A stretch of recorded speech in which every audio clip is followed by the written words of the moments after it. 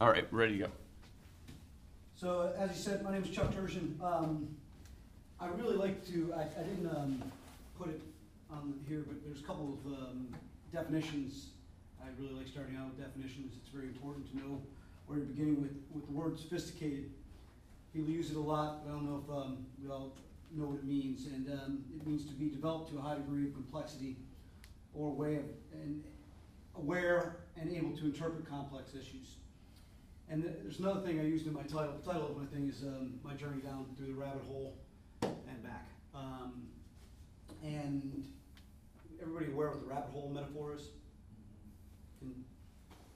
It's based off, isn't it based off the Wonderland? Yep. Alice in Wonderland. It's basically this idea that like as you go down this rabbit hole, you start discovering things that aren't so pretty and nice.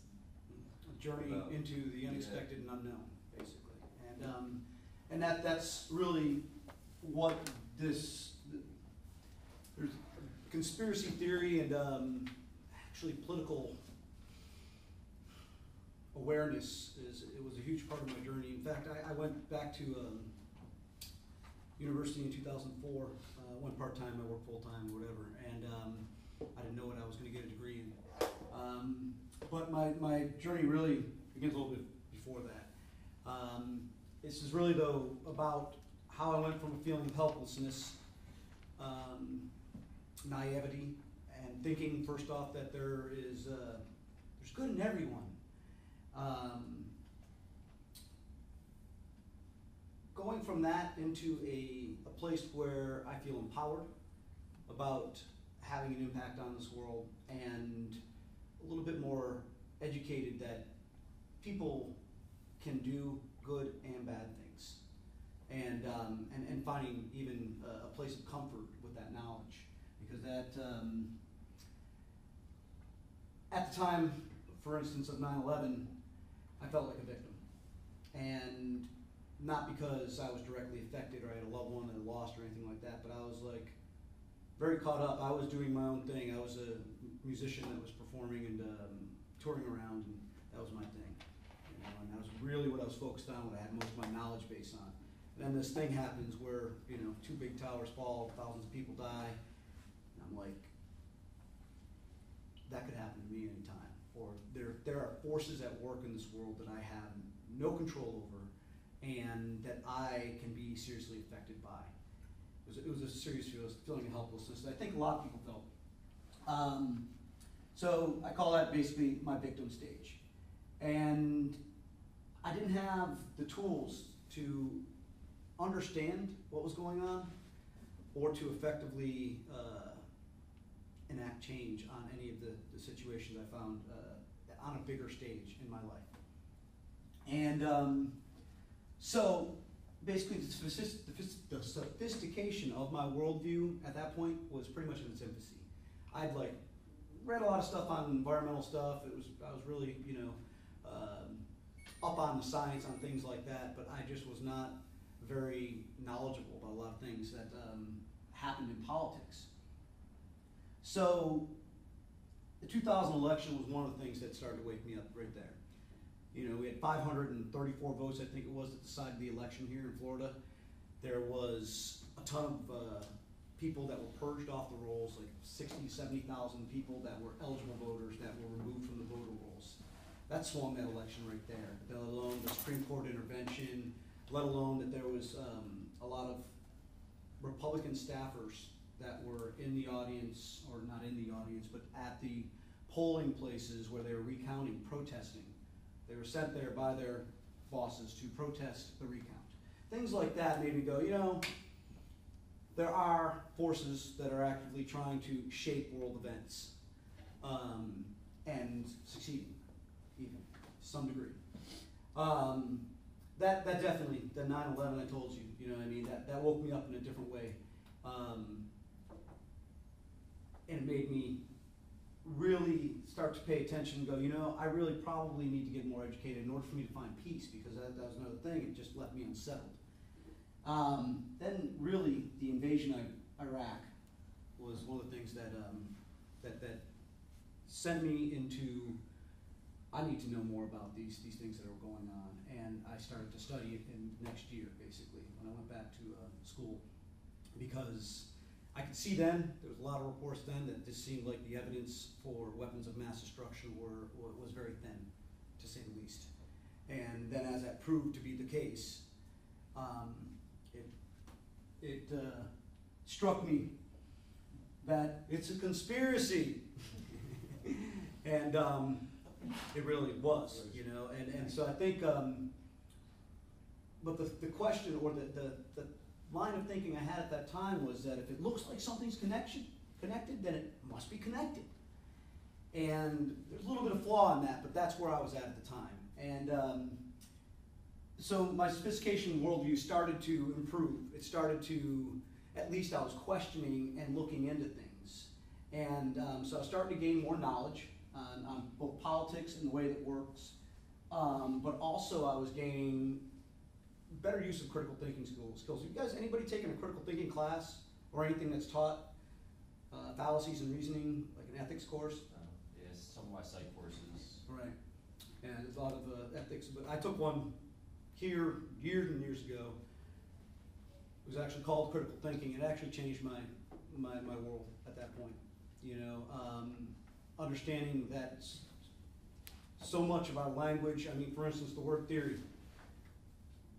You know, there's the vernacular use of the word theory, and then there's the actual scientific use of it. You know, in the vernacular, theory is kind of like a guess. It's really what would in science would be a hypothesis. You're kind of saying, hey, this is the question I want answered, but you use it like, oh, that's just a theory. Whereas in science, a theory is a framework of understanding facts, of known data. So it's a way of understanding what is. Very, very key distinction. So, and it's important because you can change the theory in science to adjust to new facts as they come up. And it doesn't make it just a theory. It's still, once again, a framework for understanding. And that's something I got to quite later on, but I started to improve my critical thinking skills to see these things and see that there was differences in language and so on and so forth. Anybody hear about Ruby Ridge? You know what that is in the conspiracy lexicon? Ruby Ridge was an incident, I think it was 1992, where Randy Weaver, his wife, his infant son, and a friend of his, I think it was in rural Idaho, I can't remember, it's some Midwestern state. They were kind of a little bit loose in the head, to some degree. Survivalists, you would say now. Yes. Well, yeah. The wife was convinced that there was Armageddon was coming, and the only way they would survive would be to live out in the woods, and so that's why they were there.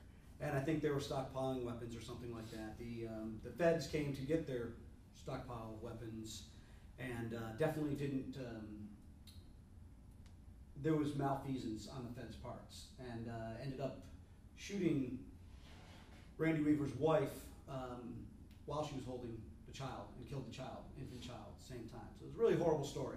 Helped galvanize, though, the militia movement, and start to really get the militia movement going, and a lot of right-wing conspiracy from there. But I read about this, and I read the real news reports too, and I'm like, wow, that's kind of fucked up. You know what I mean? It's like, I didn't know that. By real news report, are you talking, was there a difference? There is.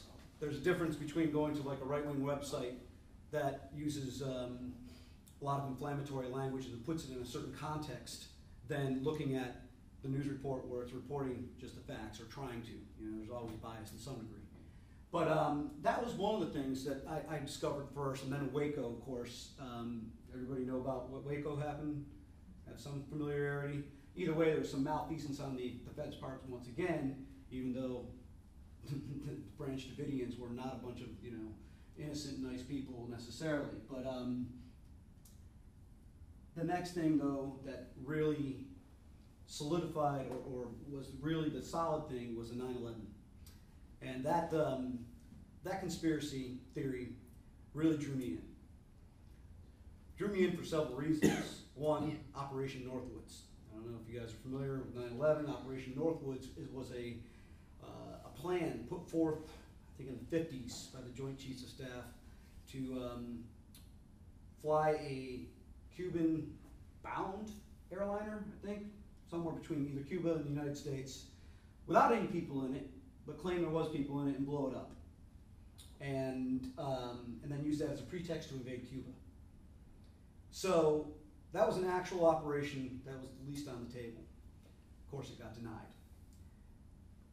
But when you look at that it was actually something at that high level of government, it started to make me go, you know, what, you put that in the context of 9/11 and Iraq, and then also this new little piece of information I discovered in all the conspiracy sites as well, which was the Project for a New American Century, which is an actual group that put forth a policy paper.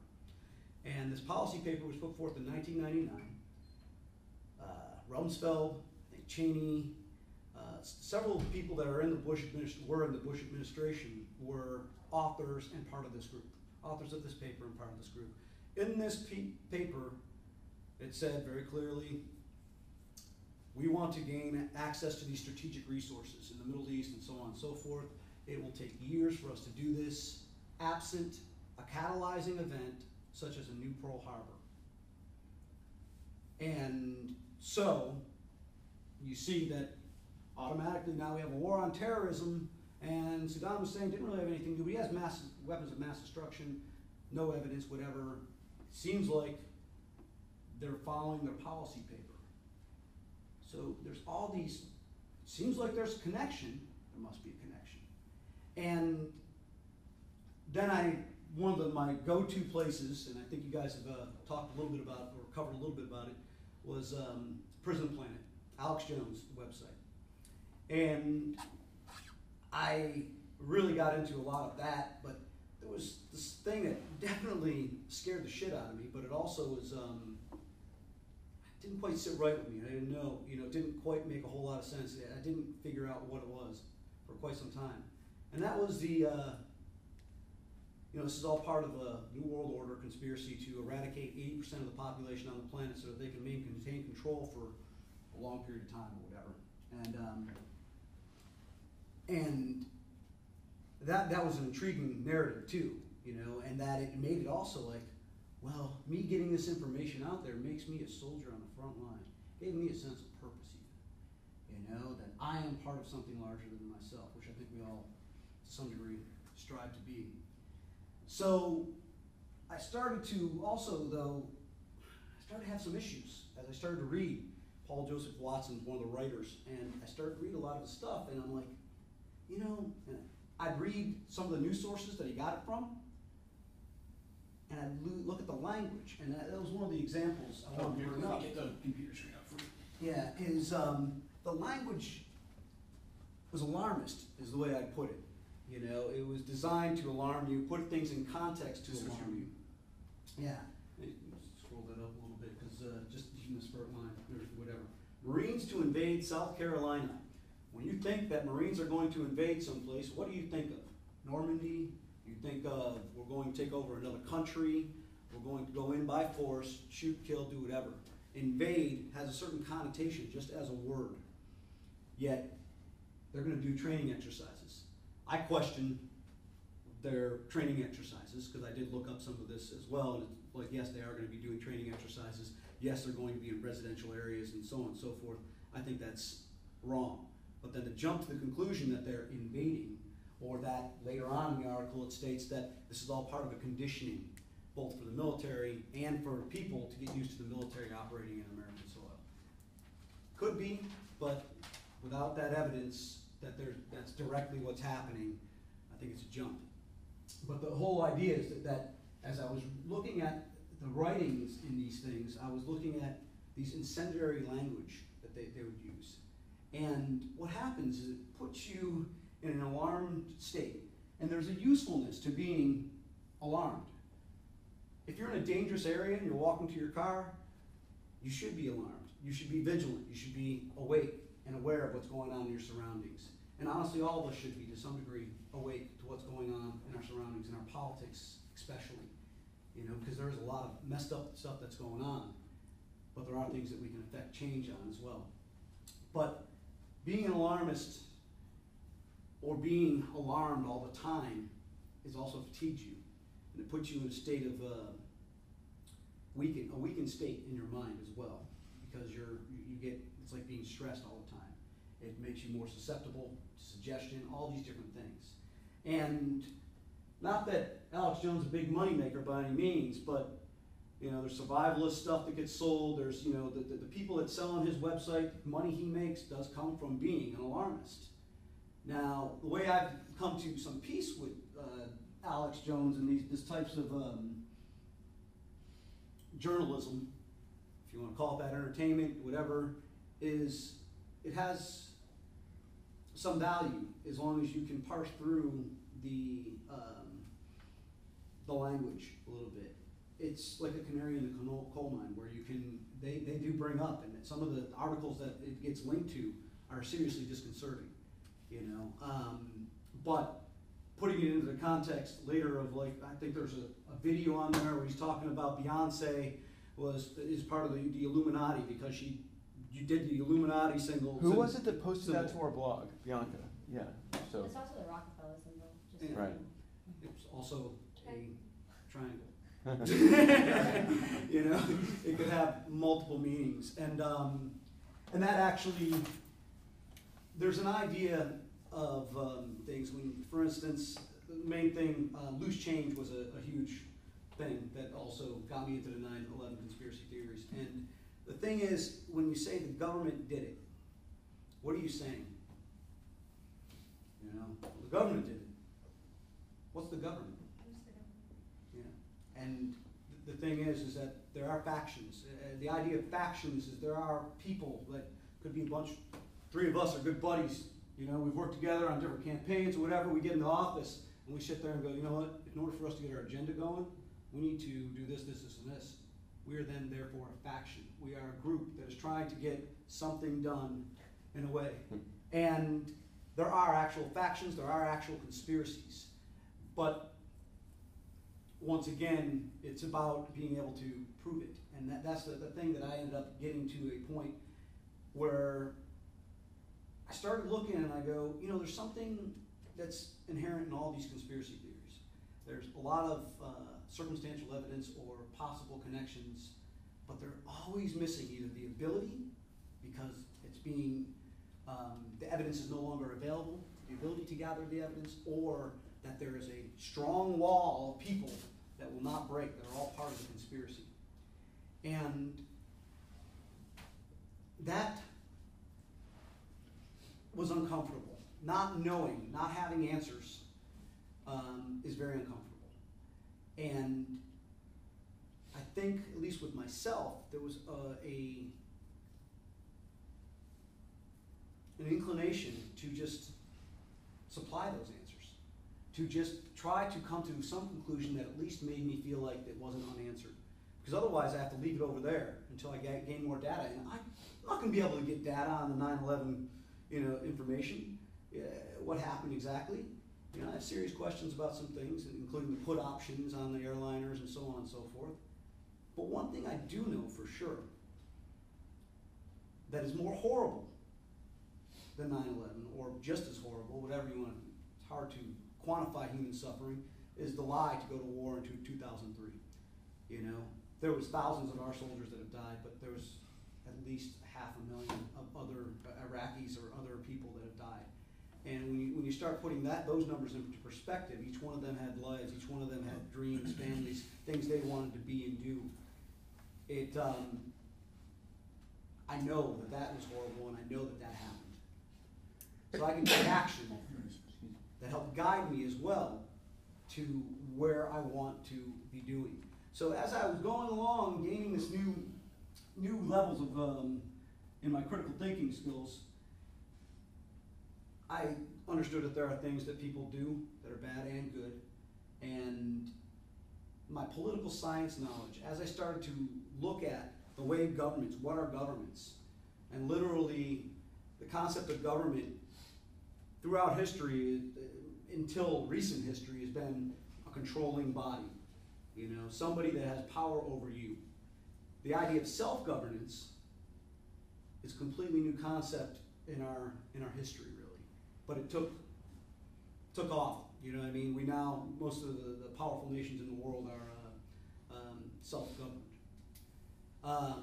But there's degrees to that as well. And But I started to look at that anytime a neighborhood gets together, 'cause I started doing more community organizing as well, started working on campaigns, doing different things. Anytime a group of people gets together to get something done, you are, in essence, creating by agreements between you, a government. Because that's really all government is. It is agreements. Now, granted, we do them through lawmakers or whatever, but laws are just agreements they've come up with, which are moral codes, whatever.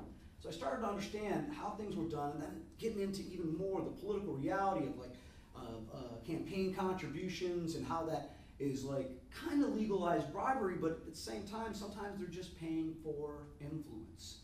I have a good friend of mine who I just had a wonderful argument with on Facebook, who was accusing another good friend of mine who worked for an activist organization that was a pretty progressive left organization, but supported a candidate that was going against an entrenched Republican that is definitely for the big banks.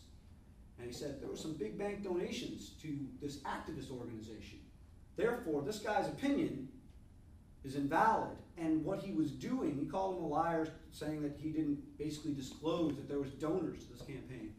And he was attacking the guy's character. And I don't, if you guys haven't studied the logic, you don't attack somebody's character. You attack the content of their argument. Because, somebody that might look like a bum or a homeless person on the street could actually have a PhD and a lot of knowledge on something. And so just because they're in hard times now doesn't mean that their knowledge is inaccurate. And so that's one of the logical fallacy is it's an ad hoc, I think it is. Ad hominem, thank you. And so he was doing those things, and that's the point I made, was simply this: when somebody is giving a lot of money in political contributions, they're hedging their bets, even if they're giving it to the opposite person. They're hedging their bets so that they do make it into office, when they call to get a meeting with them, that their call will be answered. There's not a direct collusion. There's not a direct conspiracy to just automatically, it is them wielding and influencing power. Wielding the power they have and trying to influence policy that's going to affect them. Chuck, can I ask you to backtrack just a little bit? Because you said the word power, and we have talked about power as a concept here a little bit. And I'm particularly interested in your experience as somebody who has organized people, who has connected people to one another and been involved in groups, what your experience of the power of those groups has been, and how that affects your thinking about the larger system. Okay, so what that basically, and is right where I was going next, that was really good actually. That was political science, and the understanding of political science and how it really helped me to understand what is going on and what has gone on in power, dynamics between nations, between political parties, whatever they are, power dynamics. And I minored in leadership. There's a leadership program at USF St. Pete. I don't know if there's one here. And some of the most useful stuff, if you knew that we're applying it. But a lot of stuff I studied at first was very heady, wasn't actually applying it. Then I took a class, one of the last classes I took, on consensus building and resolving conflict. And then I started working in the community and using specifically that. The study of leadership, and especially that class, helped me to see how to get things done effectively in groups, how we interact. There's a lot of communication techniques, and what I call relational dynamics. Defining your relations, setting expectations, all these things. Some of it is very business-like. A lot of it's in the business world to some degree. But in the leadership, it was about what I got out of it basically is a leader is anybody who stands up and takes responsibility for getting something done. And then you work with other people. And especially in volunteer settings, you can't say, hey, do this. You have to get buy-in. You have to provide context for why it's important to be working on what you're working on. And community itself usually is defined by geographical region, okay? But it can be common interests. And for instance, the activist group I work with, we're a pretty progressive organization. We are defined by that, as well as the geographical context of Pinellas County. And as I would go out and hear people, their stories, and talk to them about getting them to come speak in front of council, to show up at a press conference that we scheduled, to basically try to pressure and alter legislation, or even get legislation introduced on a city level, I started to realize that I could affect change. And it wasn't just me, though.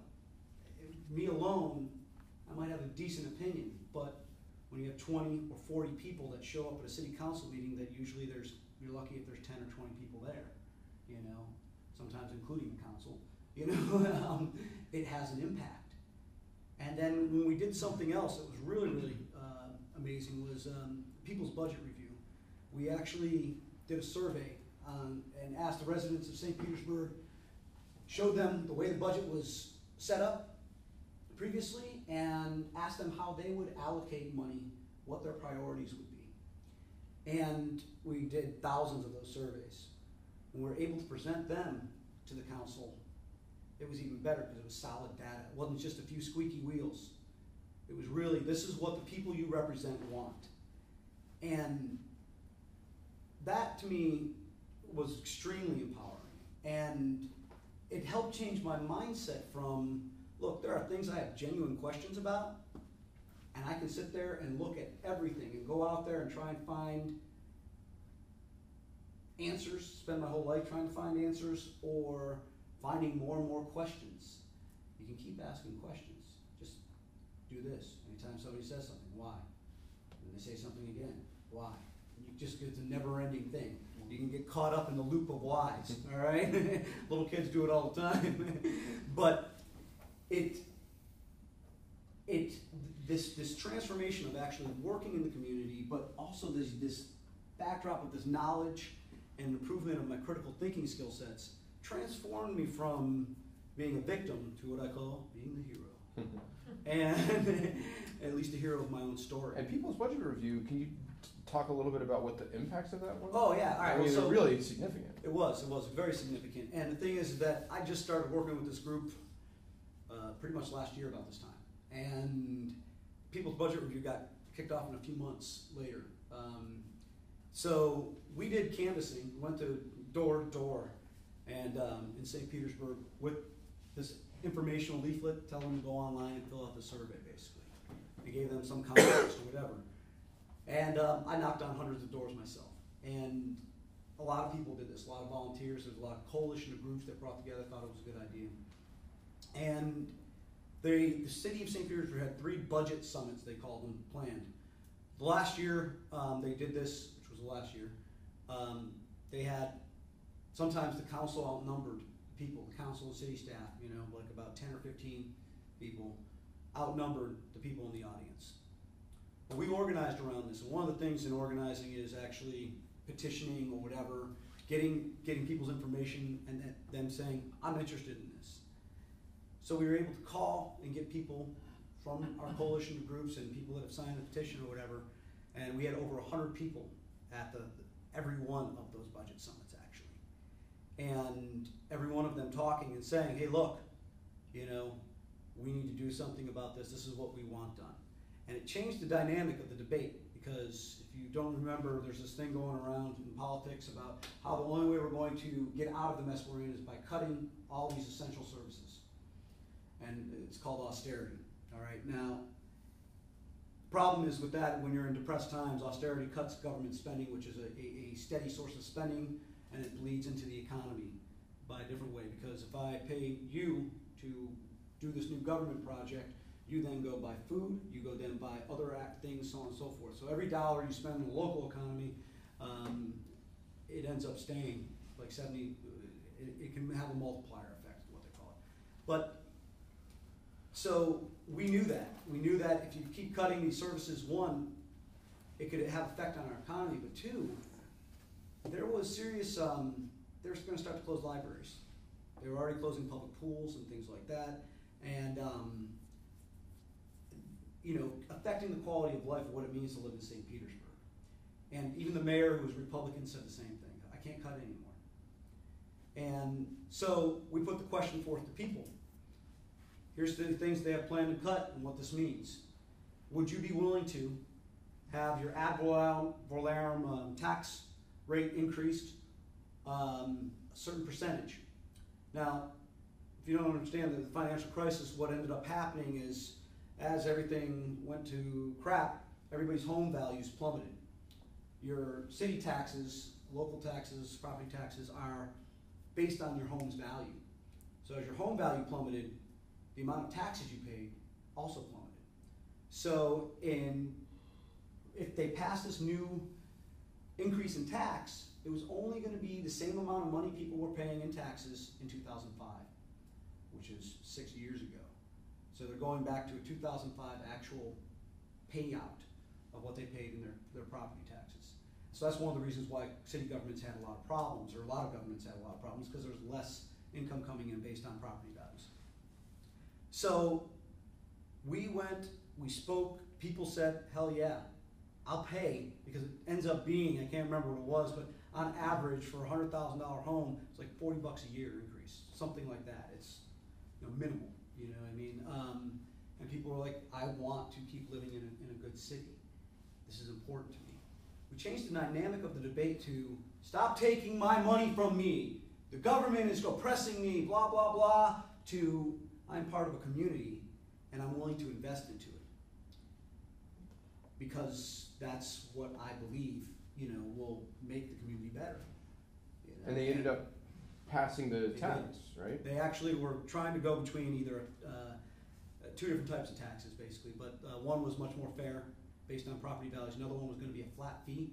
So if you had a $7 million property, you paid $125. If you had a $40,000 property, you paid $125.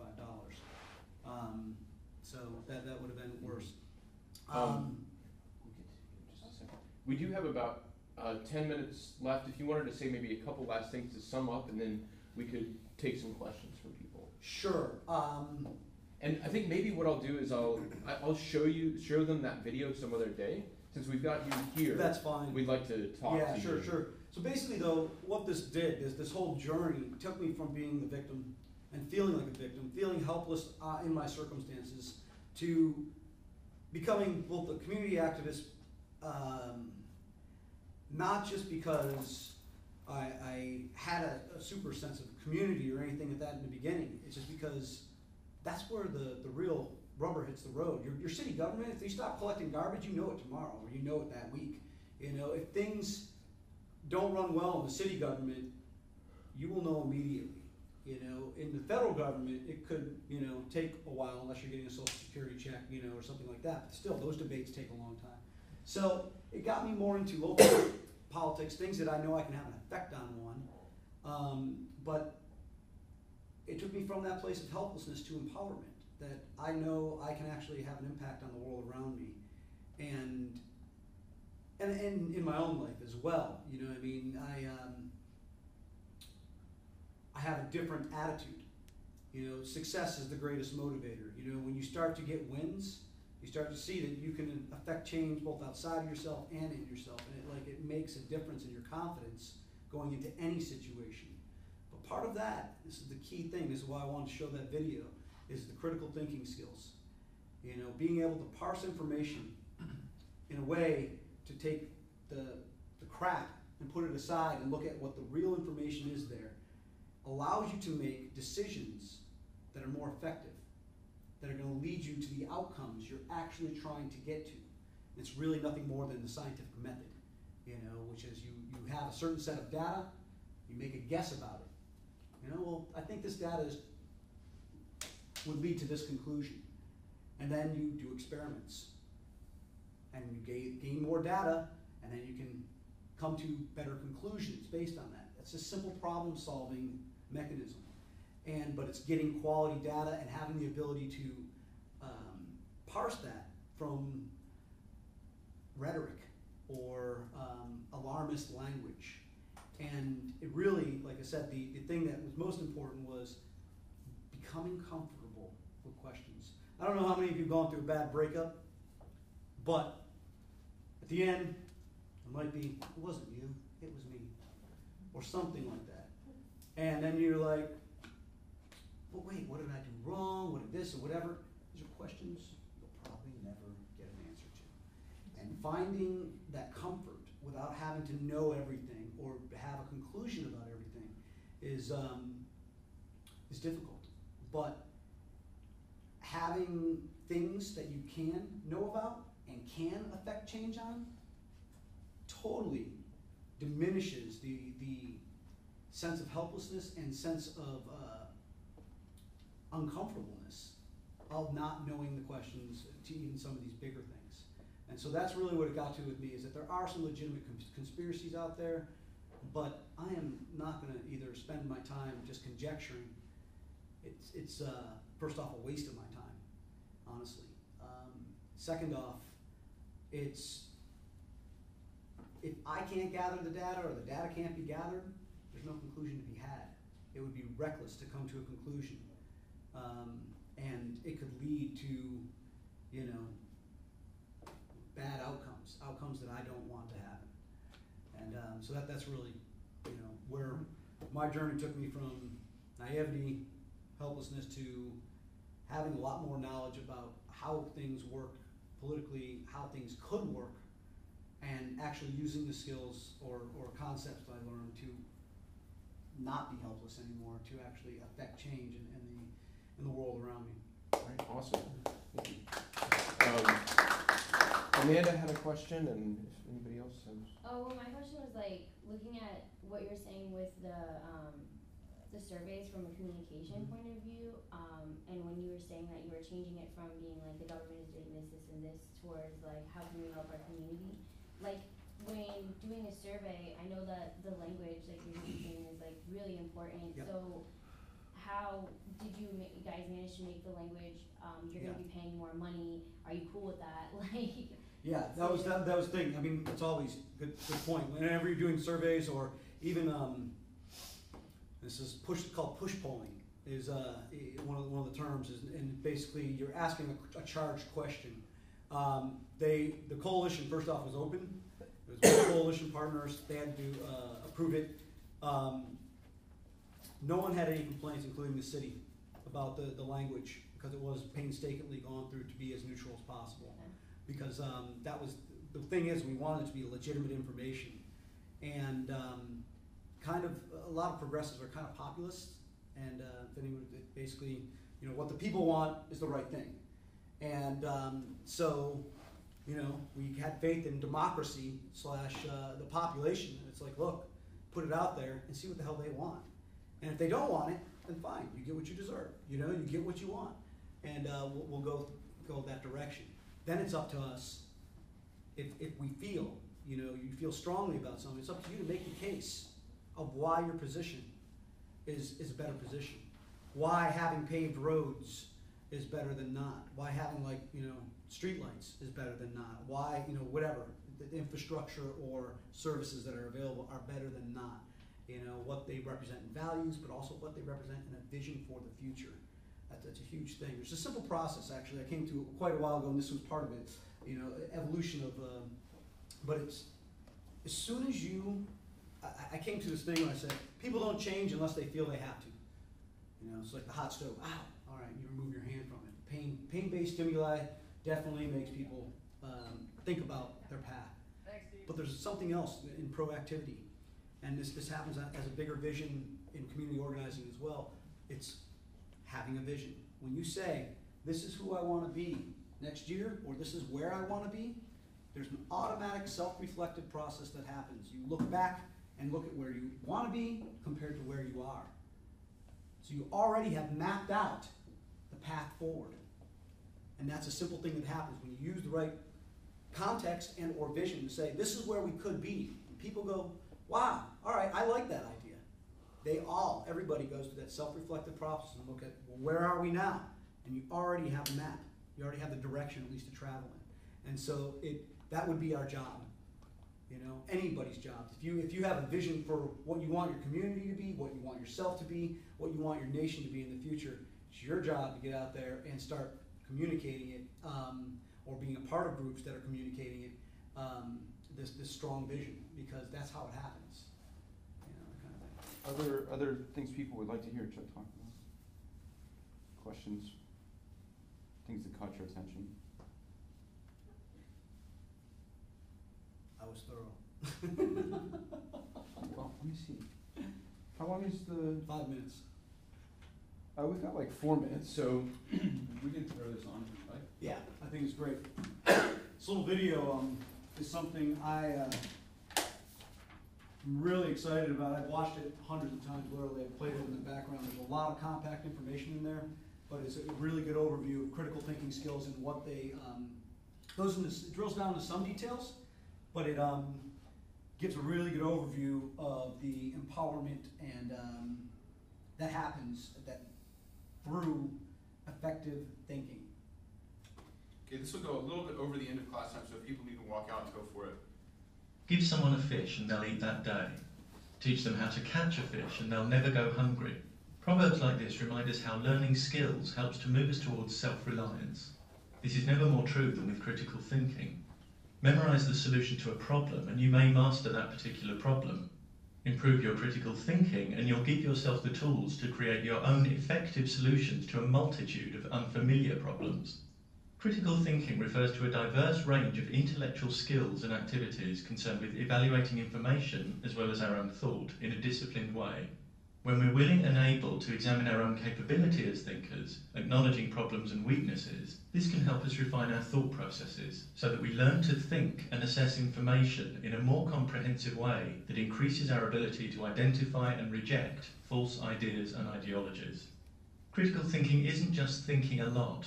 A person may spend a great deal of intellectual energy defending a flawed position or pursuing a question that actually needs reformulating before progress can begin. If they never examine possible flaws and biases behind their approach, that's not thinking critically. We must want to be better at thinking, to pinpoint and minimize any biasing influence on our thought from culture and upbringing, to seek out and be guided by knowledge and evidence that fits with reality, even if it refutes our cherished beliefs. Indeed, when we think critically, beliefs tend not to be cherished, but held on the understanding that if they're shown to be unfounded, a change of position is the most appropriate response. Critical thinkers cultivate an attitude of curiosity and eagerness to widen their perspective and broaden their knowledge, and they're willing to do the work required to keep themselves properly informed about a subject. They recognise that explanations must actually explain and be testable to be worthy of serious consideration, and that legitimate theories clearly define the circumstances in which they'll concede defeat. Critical thinking embraces skepticism. Skepticism doesn't mean an indiscriminate rejection of ideas, as some mistakenly believe. It refers to doubting and suspending our judgment about claims with which we're presented, so that we don't simply accept claims which might be unjustified, but first take the time to understand them, examining the reasoning and possible assumptions and biases behind them. Reasoning behind factual claims should be based in sound, consistent logic, not on emotions and social pressure, because the truth value of factual claims isn't determined by the emotion that accompanies them, or the fact that they may be believed by certain social groups. Sometimes people try to persuade us that reason has no value, but that's an untenable position. Arguing against reason is cutting off the branch on which you sit, using the very thing you're dismissing in order to construct a case against it. Reason has an intrinsic role in the decisions and judgments we make as we negotiate our way through life, whether they be momentous or trivial. If a particular line of reasoning is flawed, what will increase our understanding? Dismissing the value of reason or looking honestly at the flaws? A lack of respect for reason or evidence, or any number of obstructive character traits, will sabotage one's capacity for critical thought. One of the biggest barriers to critical thinking is an unwillingness to see complex issues in anything other than black and white terms. If one sees only two options when more exist, this constitutes a false dichotomy. Consciousness is often presented as something that's either an eternal, immaterial entity or reducible and identical to brain states, when in fact there are various other positions. Many divide people into those who accept evolution and those who believe in specific gods, when these categories are not mutually exclusive. If we think in false dichotomies, we'll tend to draw. All right, we're out of time. If anybody wants to stick around and watch the rest of this, feel free, but you're free to go. I'll see you on Friday. We may also misrepresent others by wrongly assuming that if they don't hold attitude X, they must hold attitude Y. Black and white thinking often reflects an underlying reluctance or refusal to deal with the uncertainty that results from complexity and an absence of definite answers. The leading to flawed conclusions because you can't tolerate the ambiguity of not knowing is not about truth or curiosity, but comfort. The critical thinker can handle uncertainty, preferring to be aware of their own areas of ignorance, and they can wait for valid evidence and evidence-based answers. Critical thinking provides each of us with the keys for unlocking our own intellectual independence, leaving us willing and able to explore and solve problems for ourselves. It moves us away from rash conclusions, mystification, and a reluctance to question received wisdom, authority, and tradition. It moves us towards intellectual discipline, the clear expression of ideas, and the acceptance of personal responsibility for our own thinking.